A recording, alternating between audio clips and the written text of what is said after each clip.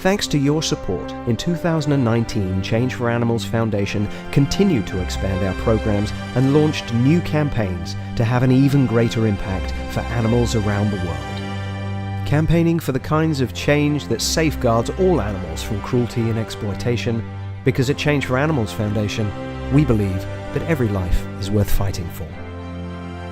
In 2019, we continued to work to end the dog and cat meat trades and built on the momentum started in 2018 that resulted in the Indonesian government's pledge to tackle the nation's dog and cat meat trades.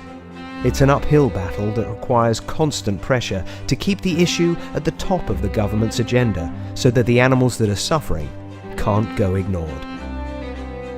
In March, we brought the horrors of North Sulawesi's dog and cat meat markets to national and international attention when our wonderful patron Peter Egan and filmmaker Andrew Telling bore witness to the brutality of the markets and met with the authorities to say that the world is watching and action must be taken to end the cruelty.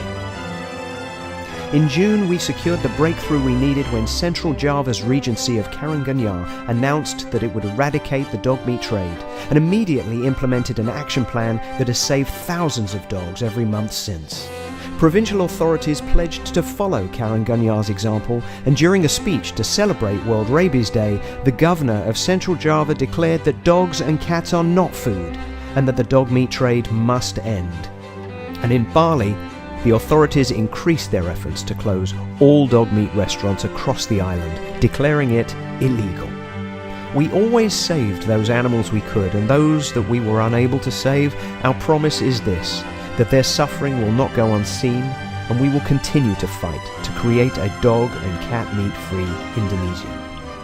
So with me today, I have the pleasure of speaking with Lola Webber, Director of Change for Animals Foundation. Change for Animals Foundation works to achieve impactful and lasting change, tackling some of the most pressing animal welfare issues of our time.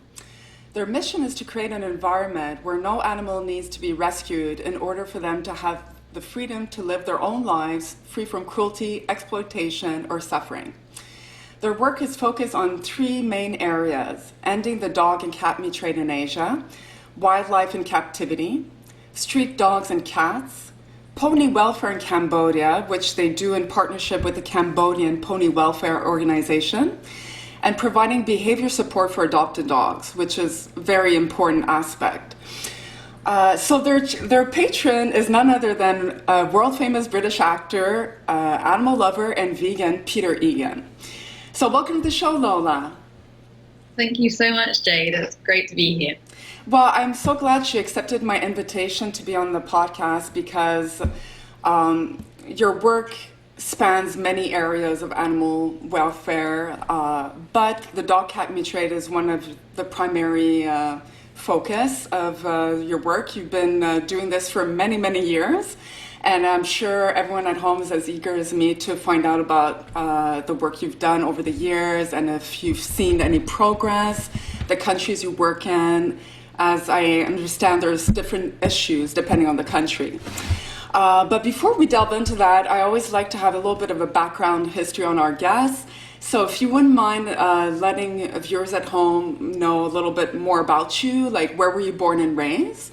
And did you always love animals from the get-go as a child? Did you have family pets, for example? Yeah, so I was born in Brussels, in Belgium, and but my was British, and so as well as a brother and sister, we always grew up with dogs, and so have had dogs in my life literally since the day I was born, and they were probably they were always grew up with them being my best friends, and for as long as I can remember, it was a kind of a childhood obsession with my dogs, kind of, always worrying about them, wanting to kind of give them good days, taking them out. Like, they were always such a focus of my life growing up as a kid. And I always joked with my brother now, because I used to leave half my pocket money under my dog's beds.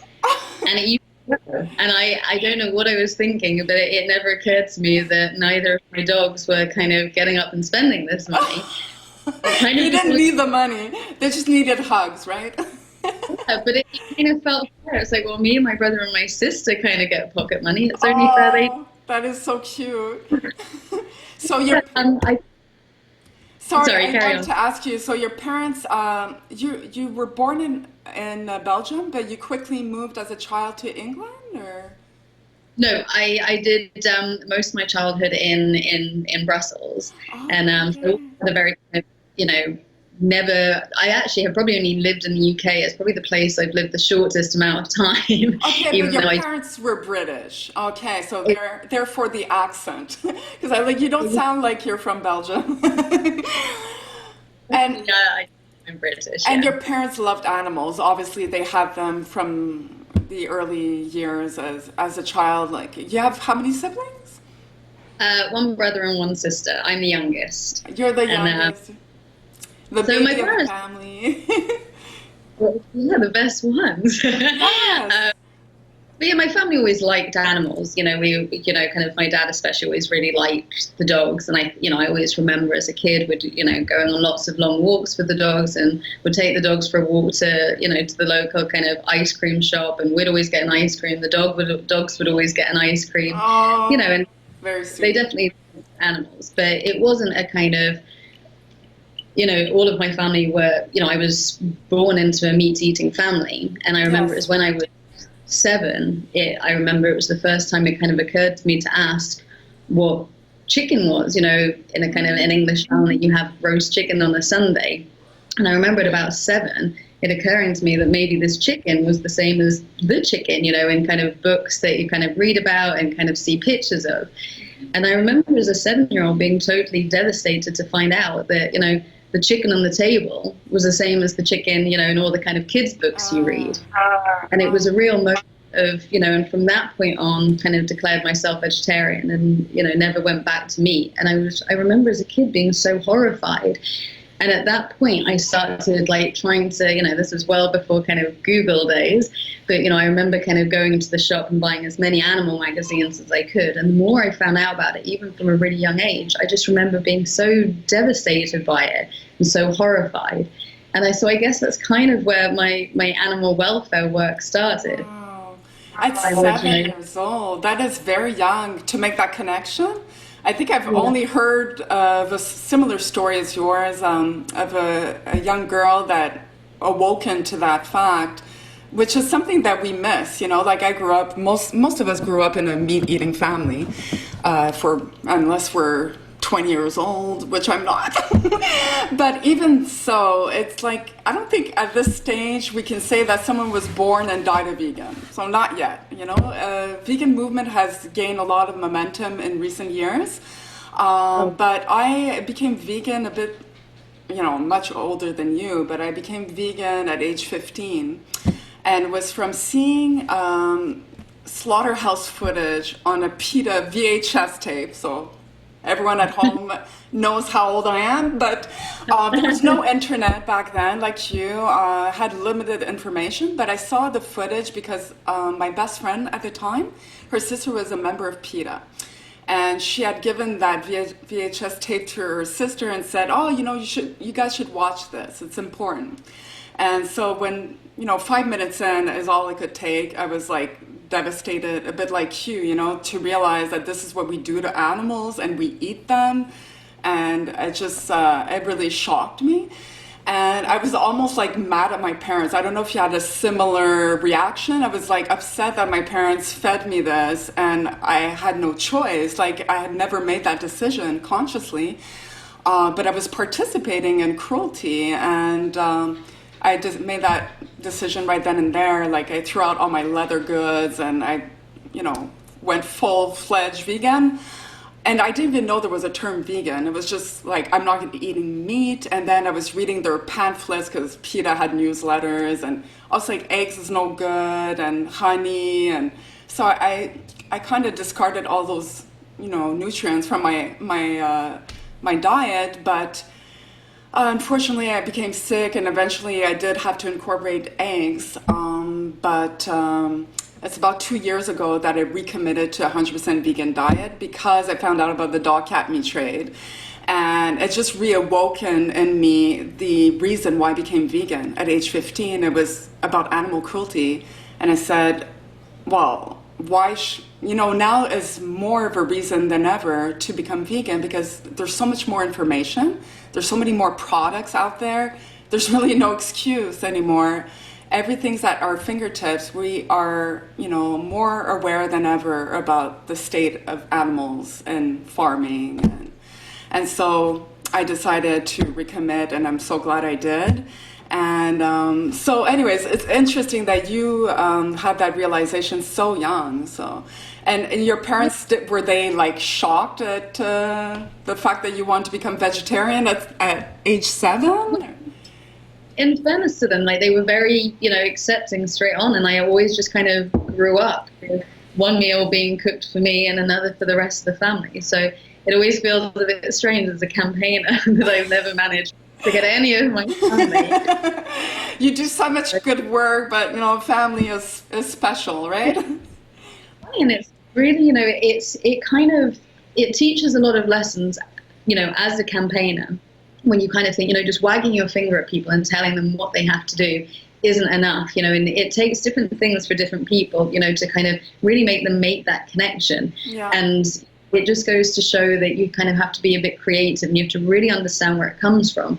And I think a lot of the times, it does come from this, but this is what we do. Like, Christmas Day wouldn't be Christmas Day if there isn't a turkey on the table. Right. And tradition. And exactly. And hearing that from your own family, it kind of makes you realize how deep that feeling is for all sorts of different practices, that to kind of me are absolutely abhorrent. And I couldn't comprehend or accept ever, but my big victory now is, on Christmas Day is not to have the turkey on the table. They respect that, at least at this stage. This is recent though. This is I'm talking like in the last few years, and it's always been a contention is at the dinner table, and when I visit, kind of when I go home and visit, now it's just a given, that it's not worth the drama to kind of put me on the table. So, where I can still kind of stamp my feet like a 7-year-old. Yes. And kind of, and that's what you kind of think is amazing about kids is, it is just they see something and they make that connection. And I remember as a kid growing up, I was totally fearless in kind of voicing my opinions and my horrors at certain things that, kind of people did, and I remember every weekend I kind of set up, kind of campaigning HQ in my bedroom. And, this was back in the days of a typewriter, not emails, and I remember typing these letters, to the likes of Air France, who I found out was shipping monkeys to laboratories in China. Wow. I remember writing to kind of companies that were selling foie gras, all these things. And what's terrifying is they're still the same things that we write emails about now. But, Yeah, unfortunately, progress is slow, right? As an adult, when you get involved in these campaigns, I truly believed when I first got involved in dog meat, I remember the first strategy I wrote for the South Korea campaign 10 years ago was going to be done and dusted within 3 years.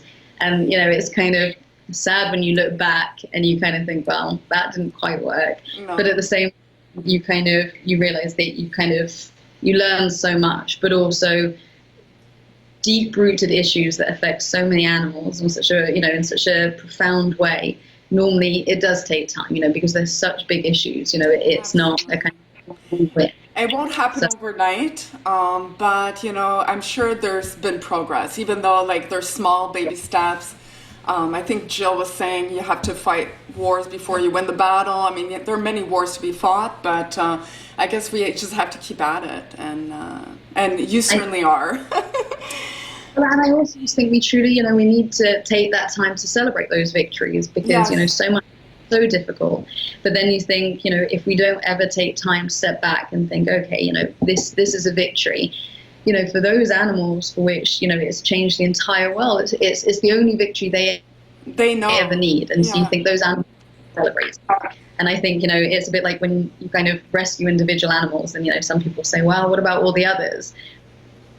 And I know that feeling. I always think, what about the others? But you think, what, right here, right now, for that yes. animal, if it's a dog, you think the whole dog meat trade's ended for you. Your only job now is just to be happy and to live life. Yes. And, it's is to stay sane in this kind of work when you are looking at campaigns where you think realistically we're looking at 10, 15, 20 years. I'm not talking about anything specific. I'm not being negative. I think with the campaigns we're going to talk about with the dog and cat meat trade, and you can see huge difference, in kind of 2 years, 5 years. But, when you're looking at big change, you do have to look far, and, it takes see the time. Big picture. And it takes time. Exactly. So I'm talking about a world where CPWO has its, reaches its mission and vision, that's kind of quite a long way away. But in the meantime, we can have huge successes that will affect millions of animals every year, and that's always worth it, obviously. Absolutely. What about career aspirations? So you became vegetarian at age 7. You had that awakening. You always loved animals. Did you always aspire to be working with animals, I guess? Yeah, I've met a lot of people who, kind of said, oh, before I got into this, I used to be a teacher, I used to be a this or a that. And I kind of, God, I've never had that. This is all it's ever been. And so I remember when I finished school, I went and spent a year in Guinea, in West Africa, and volunteered at a chimpanzee rehabilitation center. So it was chimpanzees that had been illegally caught from the wild, often for the pet trade and being sold internationally. And these were the lucky ones who had been rescued and, were kind of being rehabilitated to eventually be re-released. So I did that for a year. And then I reluctantly went to university. And I remember it was Ian Redmond, who's very well known. He's mostly known because he worked a lot with Diane Fossey with the gorillas. And he's an incredible conservationist and, great ape advocate. And I remember being lucky enough to meet him when I was in Guinea. And he said, go and study, knowledge is power. And that's always stuck with me. So, and you kind of think you can't fight for something without, it's such an essential tool for everything that we do is to kind of have our own knowledge and to pass that on and to pass on the right knowledge. So I went back to the UK. Well, I moved to the UK for the first time and I studied zoology. And then I was always restless at university. I wanted to get out and I wanted to do stuff. Yeah. So after I finished university, I booked a ticket to India, where I spent 8 months volunteering for different animal shelters, mostly kind of dogs and cats and donkeys, and I loved it. And then I again went back to go and finish my studies, I guess, and that's when I studied wild animal biology at university. You have a master's degree, okay? So this is not no small feat for you. I mean, you have a master's degree from the Royal Veterinary College in London. Right, yeah. It was a mix between the Royal Veterinary College and the Zoological Society of London. So it was a nice hybrid of kind of science with conservation and welfare. And I know a lot about disease, and obviously that became relevant, and the rabies has become such a big part of my life. Yes. And basically, as soon as I finished my masters, I started applying for jobs, and my first job that I got was at what was the World Society for the Protection of Animals, and is now Protection. And I joined their companion animal team, and I suppose that was the beginning of the beginning for you worked with them for 3 years, and I think your work focused in South Korea, is that right? Or?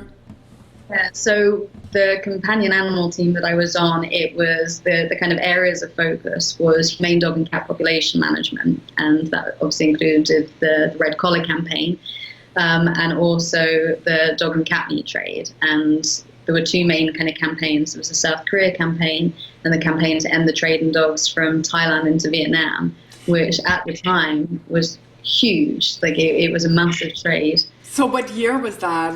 Around what period of time was that?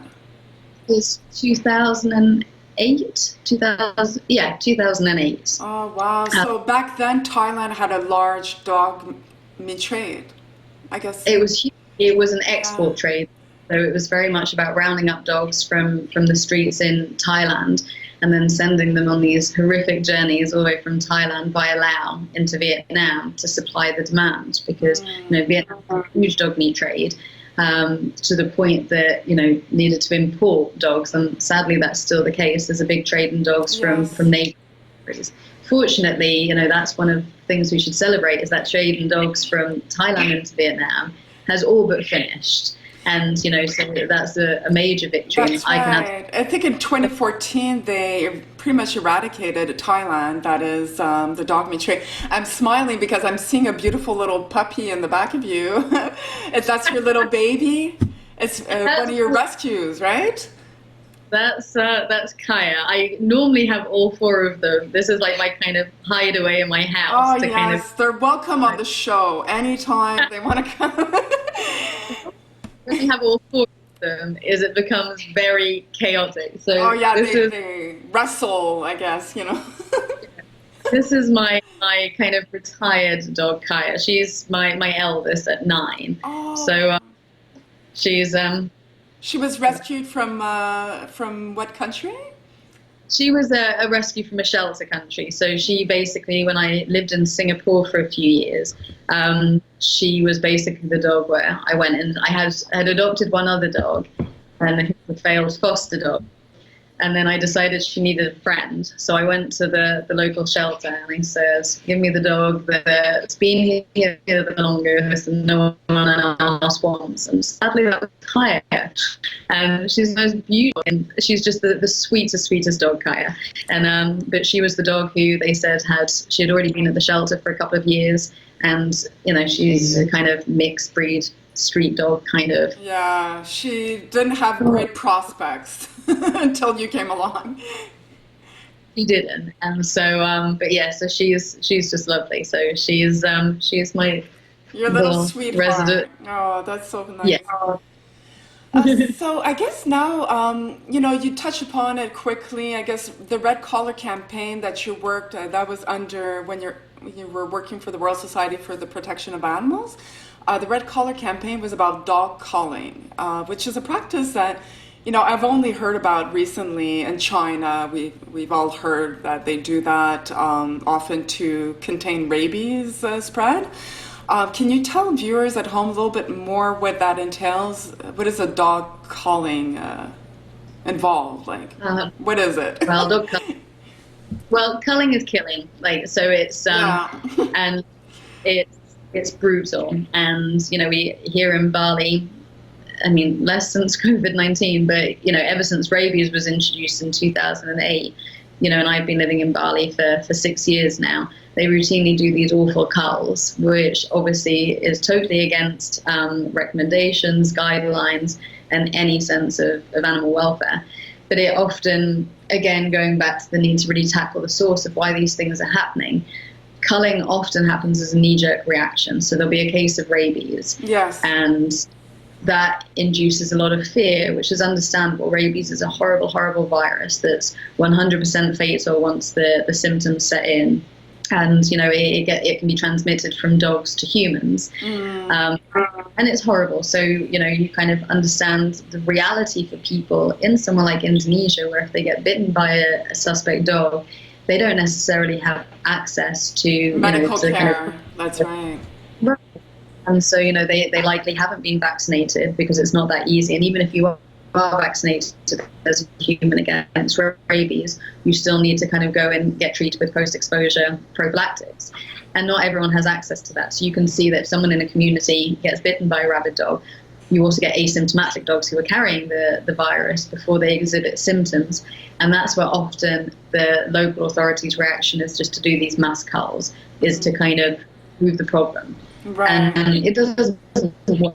You can't cull your way out of a disease. It's not how rabies works.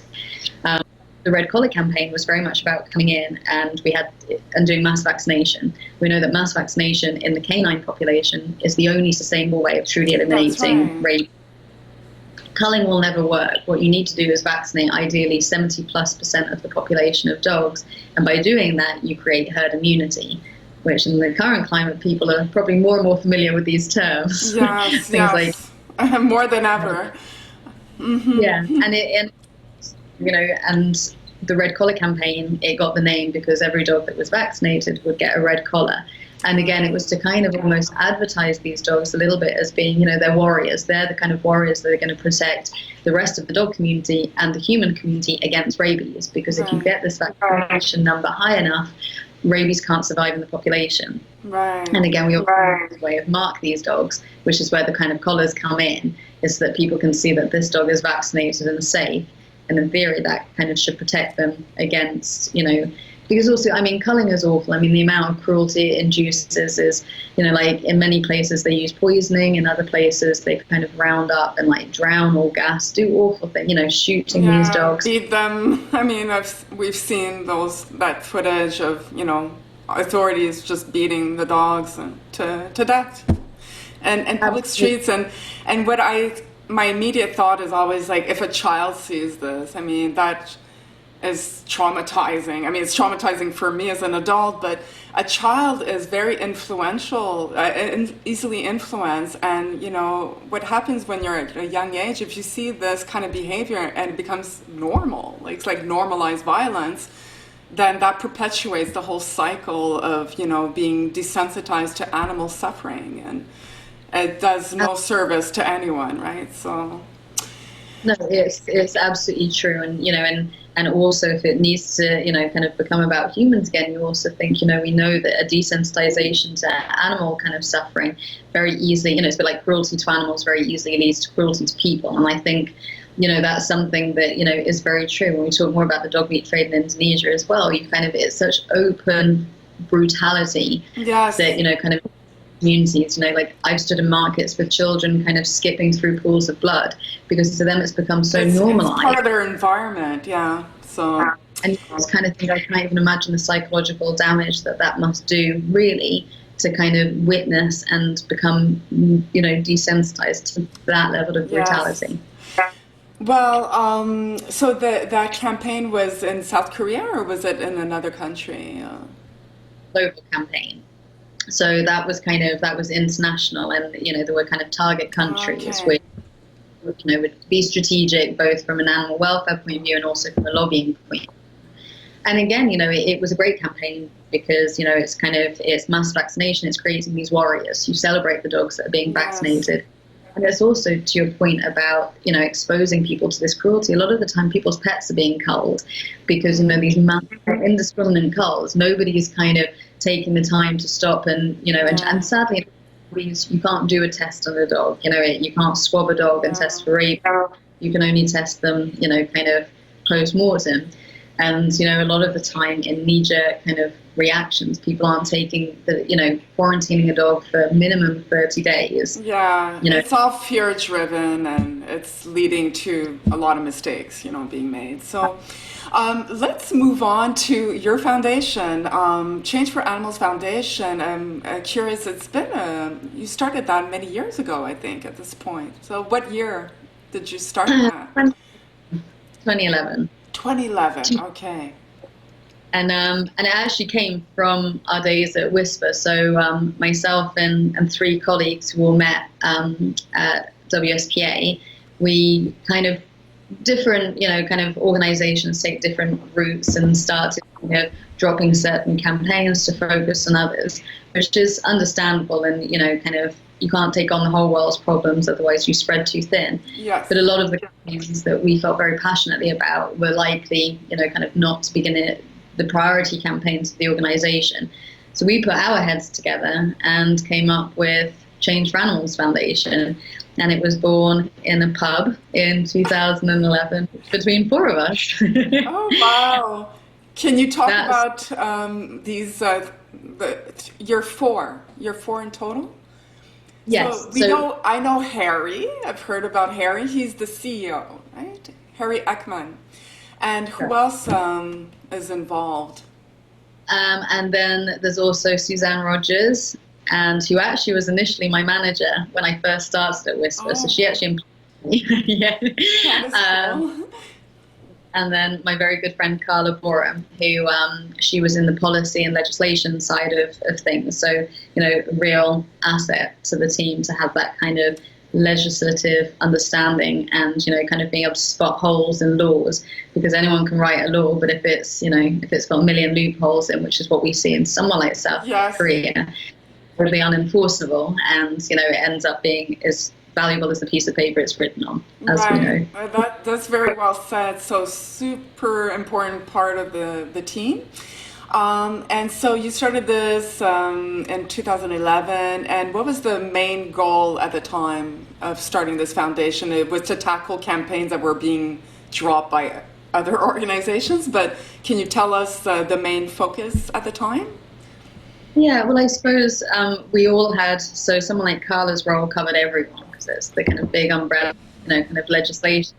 And then Harry had been working a lot with kind of grassroots organizations and kind of, trying to kind of, further develop them so that you have this kind of, what you need ultimately is these kind of really strong in situ kind of indigenous organizations. So he had been working a lot to support that.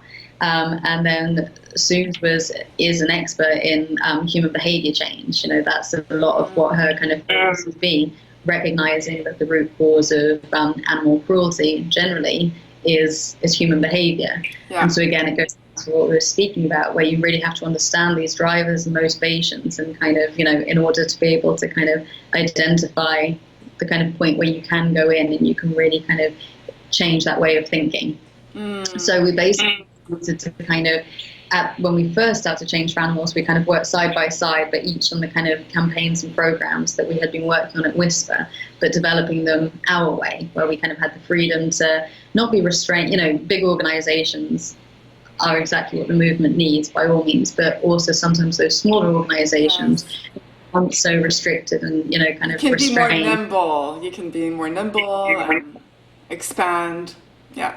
That's a good way of putting it, is just kind of, exactly that. I'm nimble. And so for me, it was always very much the dog and cat meat trade, but also I'm kind of passionate about kind of wildlife and captivity. Yes. Passionate in the sense of, being a caged wild animal just horrifies you. Wrong. Yeah. I think that's when my claustrophobia comes in, and one feeds into the other. And also Suze had been working a lot on kind of captive cetacean issue and kind of campaigning against cetaceans in captivity. So we kind of had those, and Harry was leading a lot with kind of humane dog and cat population management as well, because this is obviously an issue that's kind of global generally, including, in that people probably wouldn't think it was still an issue. And so we, and then since then, CFAP has kind of evolved, where we've kind of become a bit more streamlined, again, recognizing that there are so many issues we all want to tackle, but, with limited resources, and, we're still the same we've always been. We haven't expanded in the sense of people. We've expanded in the sense of kind of what work we take on, but, it's still kind of driven by that same kind of core small number of people. So we've kind of refined it a little, like you kind of explained in the introduction. So now that's kind of what we've stuck to, because again, it's about seeing campaigns through and really not trying to start something that, we can't finish. Well, on the dog and cat meat trade front, your work is primarily focused in Indonesia. I mean, you live in Indonesia, so you live in Bali. And Vietnam, which is, you just mentioned, it's a big mecca for dog meat trade. And South Korea, your work with the Change for Animals Foundation was primarily done between 2011 and 2016, is that right? For those 5 years. And now you are still very much involved, but you're working in collaboration with HSI as their campaign manager. I've been working on the anti-dog meat campaign for maybe 5-6 years now, and in South Korea with Humane Society International for the past 2 years. So far we've saved around 500 dogs from dog meat farms, and then there's a further 200 plus on this farm. I first got involved by hearing about the dog meat trades throughout Asia, and as someone who had always loved dogs, it always seemed like the most exceptionally cruel form of use and abuse of these animals that had always meant so much to me, and like many people, had grown up with dogs. So I first visited the dog meat markets and farms in 2011, and from then, once you've seen it firsthand, it's not really something you can walk away from.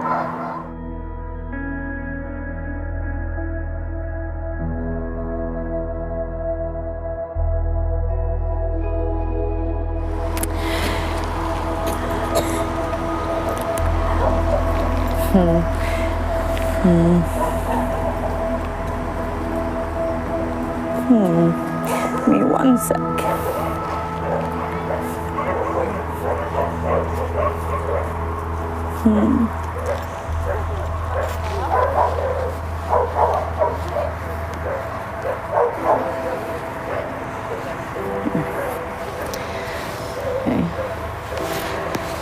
So it's a hugely exciting day for these dogs. It's an amazing privilege to know that for these dogs here and now, the whole industry has ended, and they don't know it. And there's nothing I would like more right now than to be able to tell them that today is a good day, it's the best day of their lives, and to tell the other dogs that we're coming for them. It hurts. It's incredibly painful to come and see the animals being treated this way. It kind of goes against everything you believe in, to the times you have to walk away from them and you can't help them, and it doesn't sit well. And so I find the only way of dealing with it is to carry on, because failure is not an option. If you decide to give up, nothing will change, and this problem will be passed on to my daughter and my great-grandchildren and so on. And I made a commitment to bring this to an end in my lifetime. And I would also argue that it's cruelty is never part of anyone's cultural tradition. Animal welfare and animal rights it's a global movement without boundaries, and it can never be defended under the facade of traditional culture. There's a global movement to promote the rights of animals. And like I say, I think that, with our kind of increasing knowledge and understanding of animals comes with that responsibility to act accordingly, and that means that certain practices that maybe in the past were once deemed acceptable no longer are. I just say never give up and never be complacent about standing up for what's right. Where's the cage?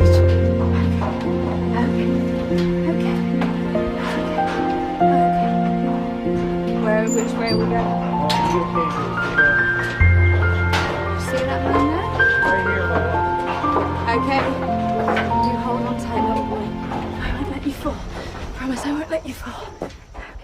Is that Correct. So, absolutely. So, Change for Animals Foundation, when we first set up, I had already been going to Korea as part of my work through Whisper, and I couldn't let it go. Like, once you see certain things and you make those promises, kind of not seeing it through wasn't an option. So Change for Animals kind of took it on. We kind of carried it forward because it wasn't being continued by Whisper.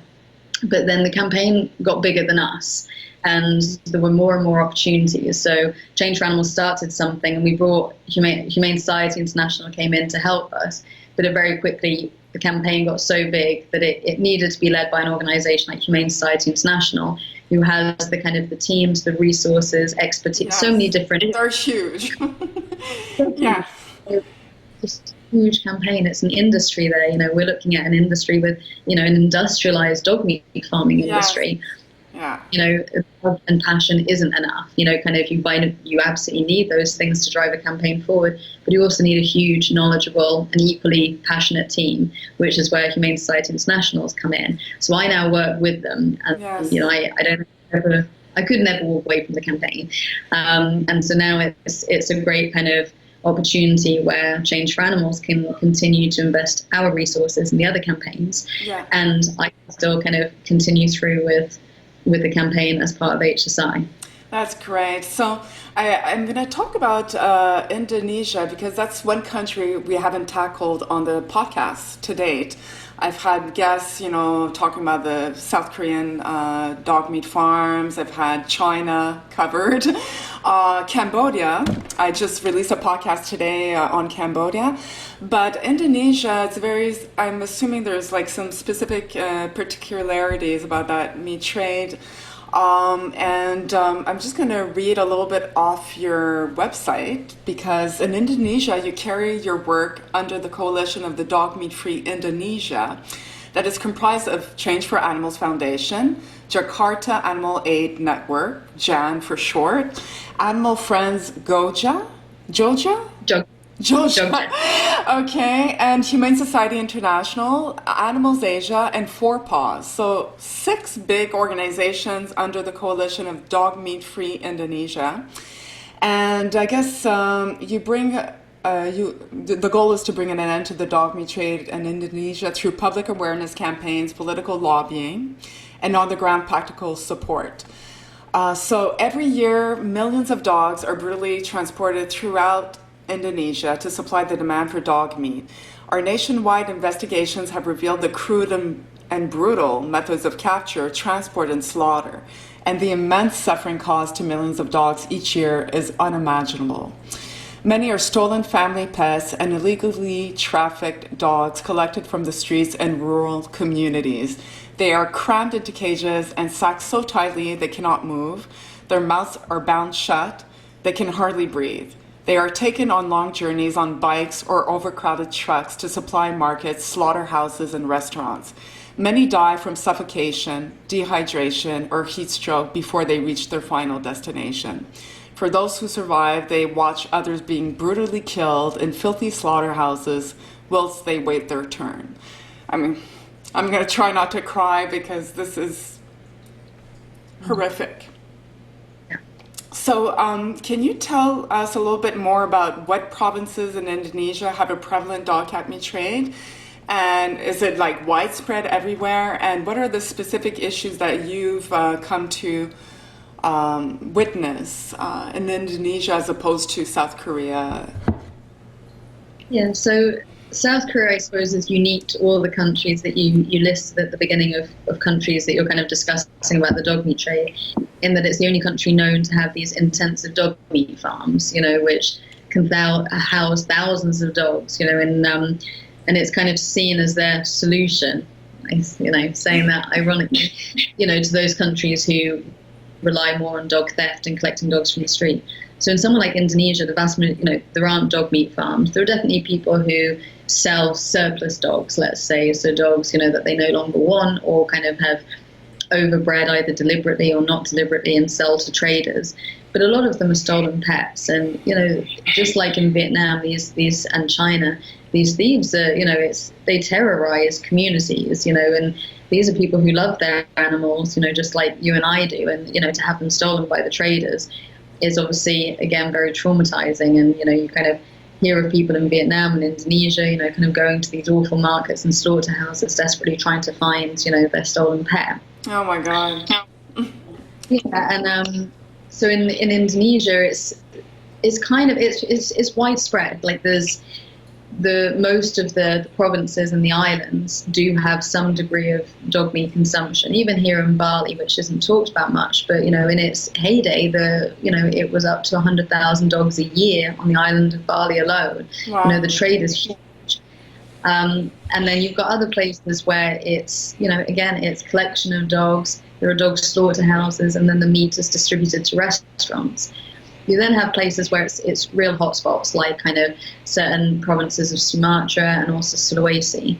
So North Sulawesi kind of accidentally became a bit of the focus of our DMFI campaign, because we did nationwide investigations, and we employed local either investigators or animal protection advocates from each of the provinces to go and kind of find out more. And it included looking at numbers, sourcing, why people were consuming dog and cat meat, like, what the motivations were, how many people were actually reliant on it, to make a living, and what the local government position was.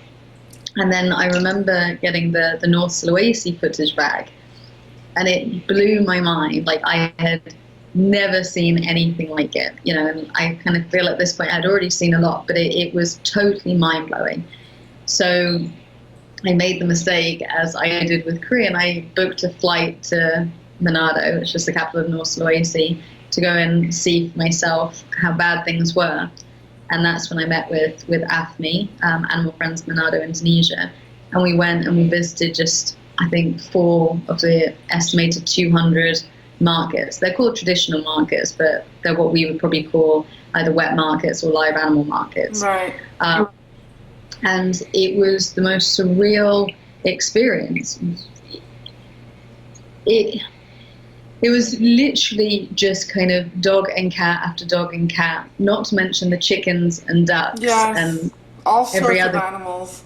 Oh my goodness, like, you kind of got pythons just hanging up, kind of, I don't even know if some of them were alive or dead. You've got whole pigs being driven. It was truly like someone had written down my worst nightmare and recreated it. It was totally surreal. And these dogs were being bludgeoned, same for the cats. They were being plucked out, bludgeoned over the head, and they were still writhing around. This isn't a public market on the floor whilst they were being torched.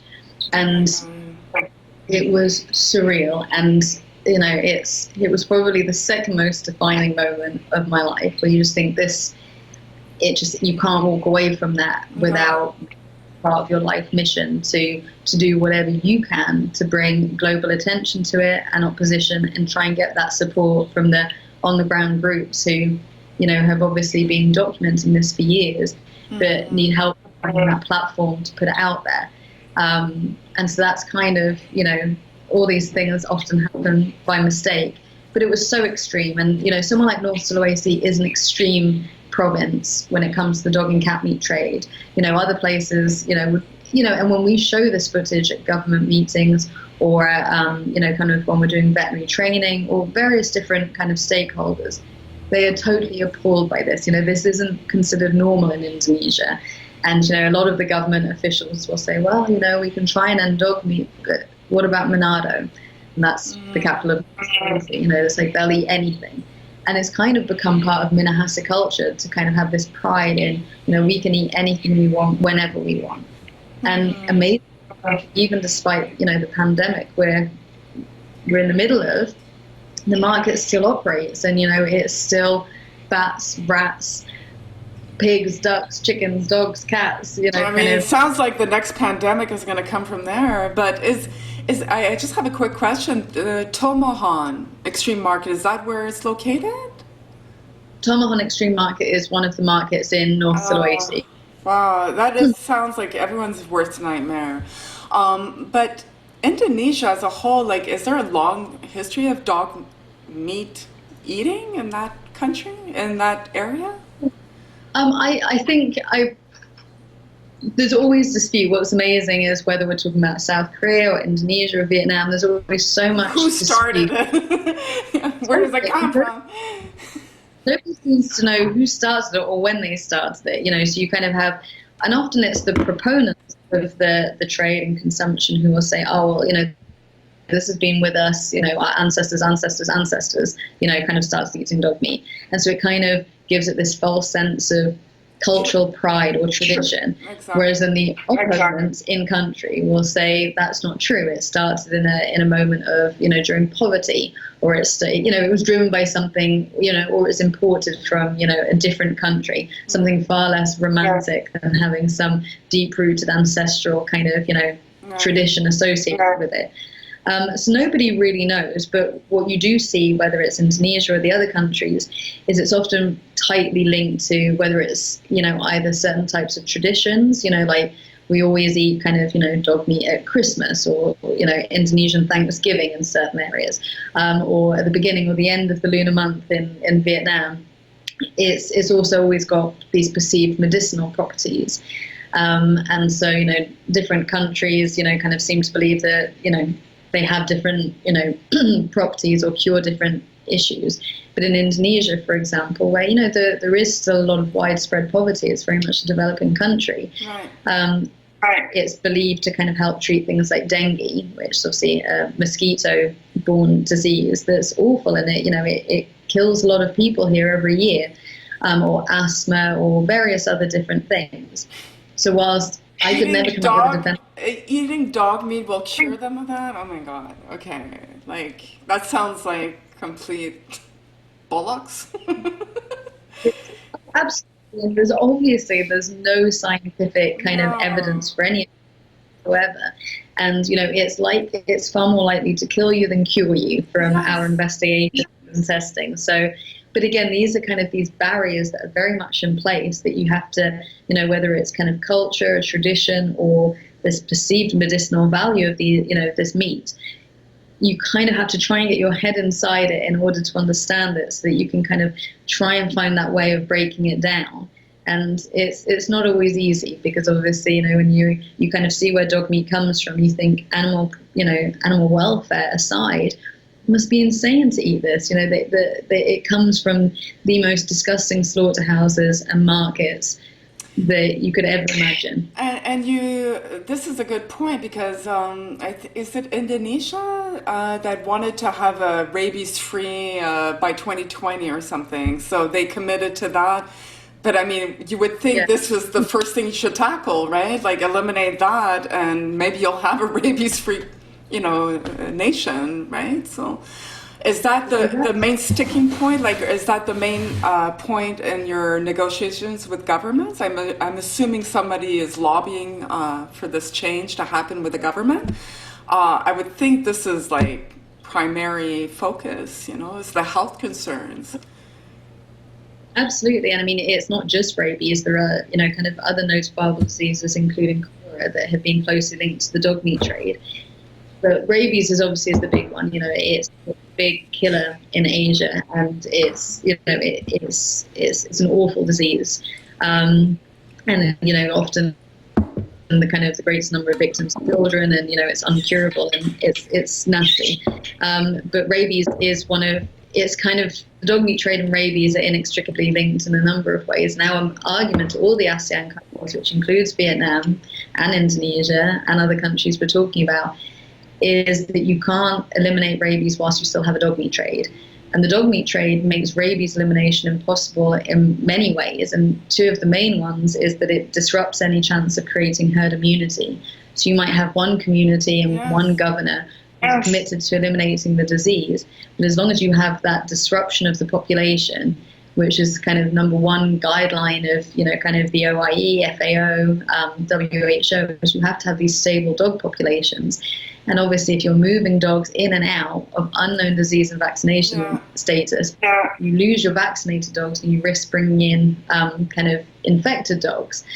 I would assume, is there anyone, I don't want to, I don't want to say something I shouldn't say, but somebody in government should be intelligent enough to understand this and to take it seriously. So why are they still, it's so hard to eliminate that trade from those countries?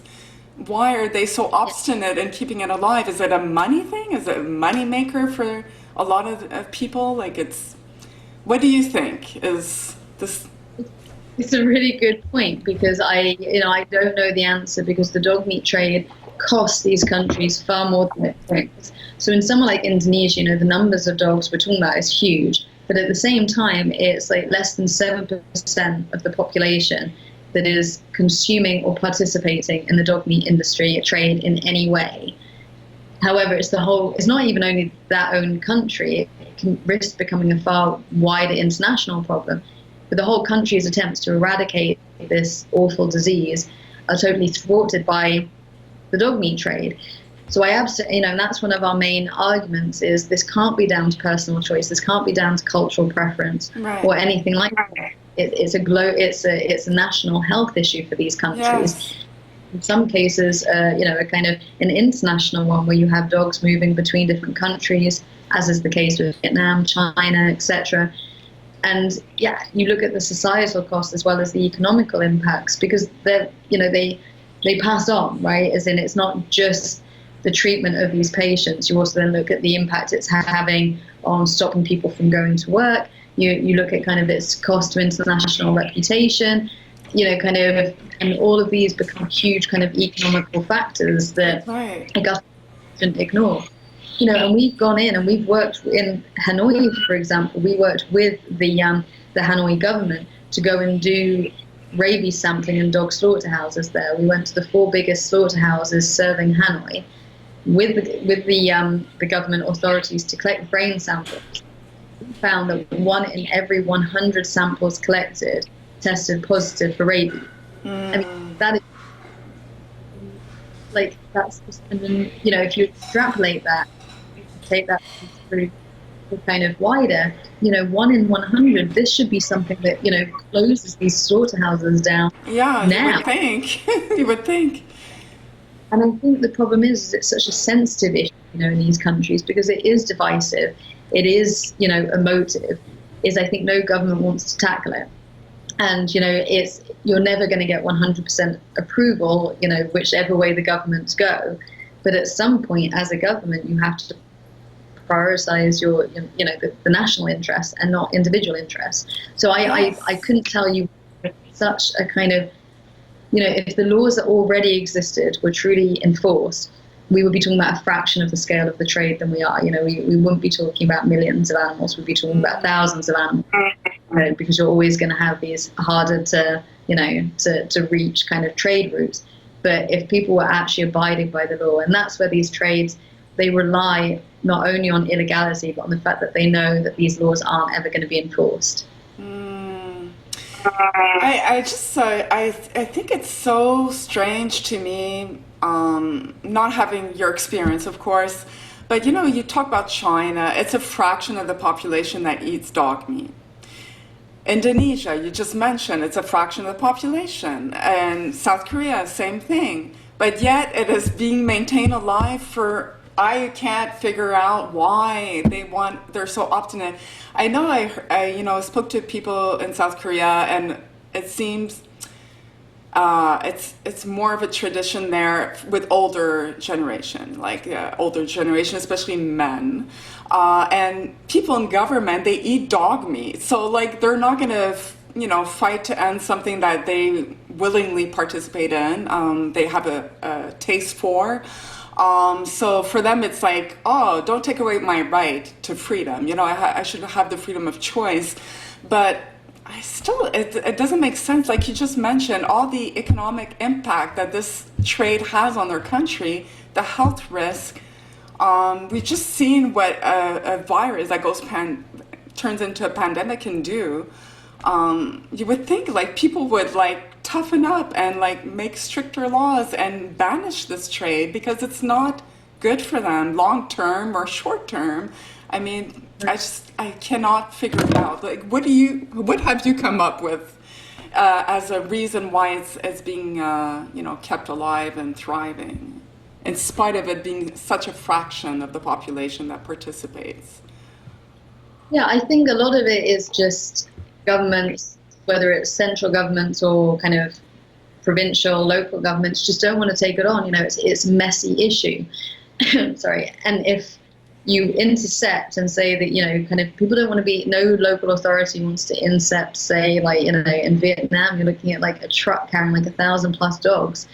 And that's where, you know, we in various different forms of our kind of alliances and coalitions to always try and step in solution-based and say, you know, if you carry out these actions, we can kind of facilitate and kind of support these, to try and be very solution-based. So I think part of it is that the authorities don't actually know what to do about it. A lot of them maybe don't care. Say maybe. A lot of them don't care. Right. You know, it's just not a priority. It's not a priority. And also, right, and I think a lot of people, until, you know, people start dying from eating dog meat, I don't think they can make that connection, right? You know, it's like even with someone like Tom on Market that's still in operation, despite everything, you know, it's a bit, you know, the attitude of people who are interviewed there is like, you know, I don't know anyone who's kind of caught with coronavirus and died, so, you know, I'm going to keep doing something that I've done for years and years and years. And I think the risk is, and it's very difficult as campaigners because you have to kind of do that, kind of get that right balance, kind of make it a bigger issue than it is, because you kind of draw attention to it, right? And so in South Korea, you know, kind of back in the 90s, it was already rapidly decreasing in popularity, like it wasn't so popular, but then kind of leading up to the kind of the FIFA and things, it became an international issue where international people and governments and authorities started coming in saying, oh, you really need to get rid of your dog meat, we don't like it. And then it became an issue of Korean pride, that it wasn't before, but people become nationalistic. It's like, you don't get to tell us what. Yeah, this is our. So they're stubborn. Right. And it kind of then all of a sudden became this kind of symbol of Korean pride that it hadn't been before. Unfortunately, I feel like we've recovered from that kind of bad move, you know, kind of. And I like to think learned lessons is definitely, you know, I wasn't involved in that, but it is definitely something, you know, when you kind of study past campaigns and try and work out what has worked and what hasn't and why it has or why it hasn't, is I always remind myself of that example and kind of think it is treading that fine line between using international pressure, because it absolutely can make a difference. And I kind of think animal welfare is a global issue, and just because you're not from South Korea, from the UK, or from wherever, doesn't mean that you can't speak up and out and have an opinion on something. But I guess it's about getting that right messaging so that it doesn't kind of get misconstrued, being more defended than it ever was before. Well, I mean, of all my guests that I've interviewed on the podcast so far, and the podcast is young, like it's only 6 months that I've been doing this, but I've learned so much, and almost everyone says we have to get the local people to adopt this, you know, like we have to have them embrace the idea that there is a better way, that dogs are friends and not food. Until it's embedded in their culture and that they spread this mindset, it's going to be very difficult. And a lot of them spoke about like getting local celebrities to do campaigns to support the idea that eating dog meat is like, it's not cool. You know, like if you're eating dog meat, you're just not with the times, you know, like it's outdated, it's, you know, like, and I think that's obviously important because, you know, it has to come from them, you know, like it's going to be very difficult if it's other countries like saying, no, you're wrong. And, you know, that whole judgment, the immediate reaction for anyone being shamed or blamed is going to be defensive reaction. And so then nothing gets done because you're just kind of fighting and and pointing the finger and nothing gets resolved. So I just wanted to touch upon, I believe you did a documentary that was shot in Indonesia, if I'm not mistaken, and with Peter Hegan, your patron for the foundation.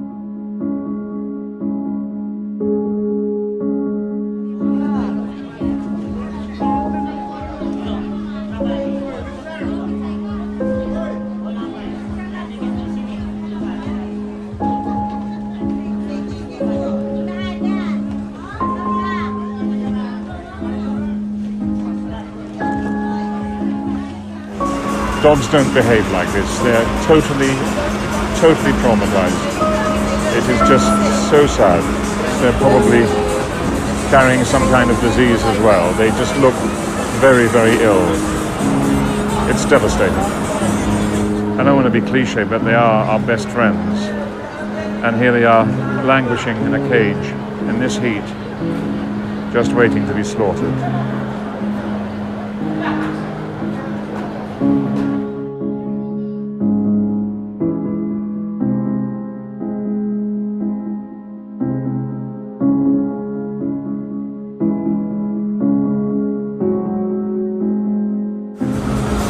I can't tell you this is devastating. Heartbreaking.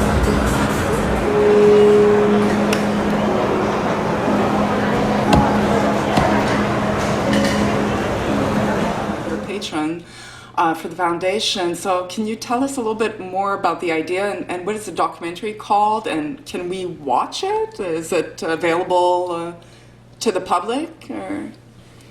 Yeah, absolutely. So I believe it's called The Long Wait to Die, and it was filmed by Andrew Telling, who's a brilliant British filmmaker. So himself and Peter Egan we went to Tomahawk Extreme Market and a couple of other markets in Sulawesi, and it was March last year.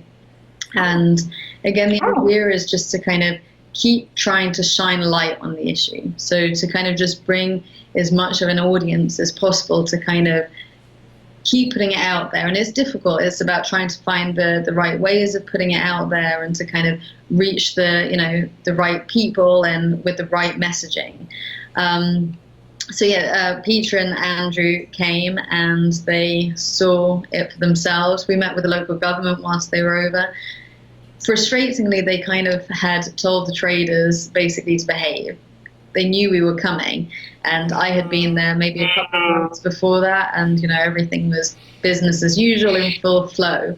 And then they knew what day we were going, and we kind of told them, because also things can get heated. I've never had any problems directly in Tomahon market, but it's quite an intimidating environment to be in. Yeah. And the times I've gone general, we have had some kind of what's the word, like pushback, kind of local. Yes.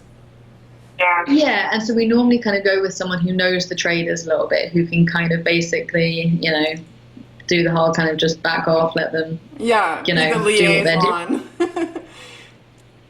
Right, and just like kind of just, leave them alone kind of thing. And, it's amazing because we filmed we've never been able to use it because it's just too graphic, but we filmed a virtual reality experience. This is how open it is. We put a kind of 3D recording camera right in the middle of the kind of the dog slaughtering area of the market. And the idea was to create this virtual reality experience where, it's a bit like, to reach as many people as possible, to truly try and, imagine what it's like being one of these animals and kind of what it looks like in these markets. But the problem is it's kind of too graphic. Most people, it was something that I had done on a dog meat farm in Korea a few years ago. But a dog meat farm in Korea is kind of easier, and that basically it's the sad of the environment that you're trying to portray to the kind of the participant. Whereas with Tomahon, it's like a horror show, and you kind of think you could actually expect or ask or want children to experience it, to try and make them feel something or care. Might so be extreme, too shocking. and it's cool. Yeah. Right, and I mean, it's called extreme market for a reason, and it's extreme because of the variety of the animals that are there and the kind of the live killing of them, in situ. But Peter and Andrew came to try and kind of, capture what was going on and to kind of capture these promises of change that were coming from the local authorities, and so we kind of went, and one of the markets was still kind of in normal business operation, which is where, if you watch the documentary, we see that we end up leaving with 4 dogs.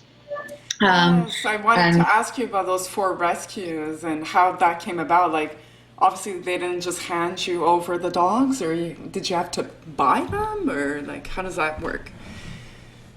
Well, I've never been to a dog market or dog farm and not left with at least 1 dog. So it's kind of, I always just think, if we can just make this end for you here and now, why wouldn't we? And in Korea, in Korea, normally the farmers will give you a dog, whereas in Tomahon, I buy them. And, so it's definitely not the solution. And there's a lot of people who would be critical of the idea of going in and buying dogs because it isn't the solution. But you're not buying 1,000 dogs either. You're just making, they're becoming an ambassador for the cause. So I think that's... Absolutely, and it's, it saves them, and it saves a part of you in a way, because otherwise just walking away with nothing and kind of leaving there, just, and it is difficult. When I was there with Peter and Andrew, it's towards the end of the day, and, those dogs that we were looking at, they had sat there all day long, and just as we arrived, they were slaughtering a dog, and it's directly in front of the other dogs. Oh my God. They sit there. The dogs all have blood splatterings on their faces. It's just, it's most surreal, unbelievable scenes, these markets. And, and so there's no great kind of victory for the campaign, but for those dogs and our sanity, it kind of gives you that kind of, that brief reprieve, which kind of makes you able to find it in you to kind of keep going day after day. At least we saved 4 dogs, that's right. Like, you need to calibrate, like, this is so harsh, this is so scarring, what you witness in firsthand, right. That you need something to hold on to for hope, I can imagine. Oh my God. I think I've spent more money in Tomahon Market than anywhere else in my life. I think you got ducks too, is that where you had a couple of ducks? Oh my God, we had dogs, about 5 cats, 3 ducks and 2 chickens, I think, is what walked away from them. Yeah. And it is. And these animals are living with you now, or where did they go? I wish they could come and live with me. One of the laws that's so relevant to the dog meat industry in dog meat trade in Indonesia is that it's actually illegal, based on their national rabies laws, to move dogs between provinces. So you can neither move a dog from a rabies-free province into a rabies endemic province, or vice versa. So North Sulawesi is rabies endemic, as is Bali. So you can't take dogs out of a rabies endemic province, which means that, and it's one of the real difficulties, and it's frustrating because the traders aren't playing by this law. We know that the majority of the dogs now, because they've run out of dogs in somewhere like Manado because the demand is so high, they're bringing dogs in all the way from South Sulawesi on like an hour journey. Can you imagine but being you can't bring a dog out, but they can, of course.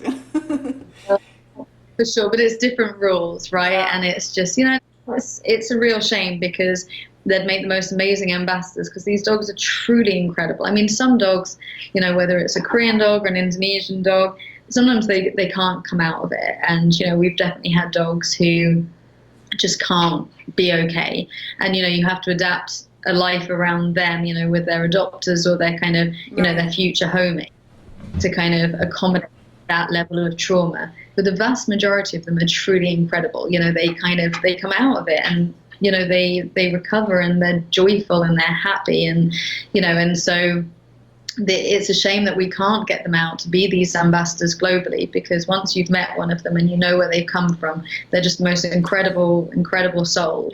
Oh, I think these dogs are. They stayed with one of your partners, right? They stayed in that area with someone that you work with? Right. Okay. Yeah, so in North Sulawesi, they stay with Animal Friends Manado, Indonesia, which is the only animal shelter / sanctuary in the whole province. Right. In other cases, we've rescued dogs in Java from dog meat traders in Jakarta. Then we rehome them with families, because there's a greater adoption possibility in somewhere like Jakarta. And we have a local member of DMFI there, Jakarta Unlaid Network, and they run an amazing adoption program. So, we have dogs who've been rescued from that province who we can kind of, we rehome. In North Sulawesi, it's more difficult, and it's sometimes it's difficult to find the right families, but also into homes where they're not going to be stolen again and sold back to market. Yeah.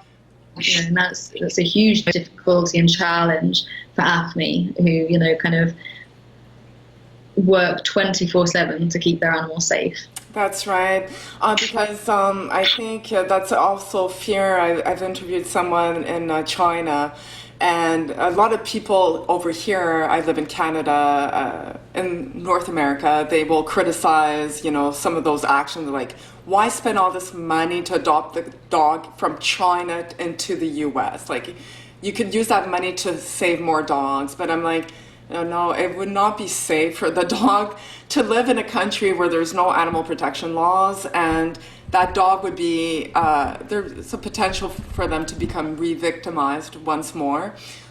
We know that pet owners pets construe a large portion of the dogs that are victims of this trade. So I would not want that dog to fall into that trap again. So there are many good reasons why we need to adopt them out, and it's better for everyone until this trade. At least there's some laws to protect these animals. So in all there are there's already such a high number of dogs in shelters and kind of needing their forever homes. Yes. That it's ideal for us to come in and to kind of buy 5 dogs from a market and put it into a shelter, because for the shelter as well as for that dog, the options aren't huge. No. Whereas we can do international adoptions. You kind of, we hear that a lot, because obviously in South Korea, we rehome thousands of dogs from South Korea into the US, Canada, and a few into kind of Europe. But the reality is people who often take on those dogs, they want to do something for that dog. Yeah. And, and also it's pressure off any shelters or kind of potential homes in those countries where there are people ready and willing in other counttres. And I always just kind of think, why would you get angry when someone wants to help a dog? Who cares if it's a dog? Exactly. Thank you. Voice that is ready to love that dog and give them. And like, let's face it, I mean, there's a lot more resources and wealth here in North America, especially the US. It's a huge country. The possibilities are much bigger than in those countries. So I know that we're going to be running out of time soon, so I do want to touch upon the Vietnam, the work that you do in Vietnam. And so Vietnam, from what I've read on your website, there's like 5 million dogs that are being slaughtered for human consumption each year. It's a big market, and it sounds like almost bigger than South Korea. Is that correct? Yeah. I would definitely, and I'd say it's different as well. It's like somewhere like South Korea and Indonesia, the average South Korean and Indonesian you meet would be as horrified as you or I. They definitely don't consider dogs as food, whereas Vietnam, again, there are many people who are as horrified as we are, and some amazing local groups and activists, but it's far more entrenched. Like, if you kind of walk around the streets of Hanoi, you see it very widely advertised. And dog and cat meat in Vietnam is huge. It's very entrenched and is incredibly prevalent and incredibly brutal. On that note, I know that Soy Dog had, it's probably still out there. They had a whole campaign letter for Formula One to make a public statement because the Formula One race was supposed to be held in Hanoi. I think it was April 22nd, the original date. I don't know if it's been postponed or if it's been canceled. He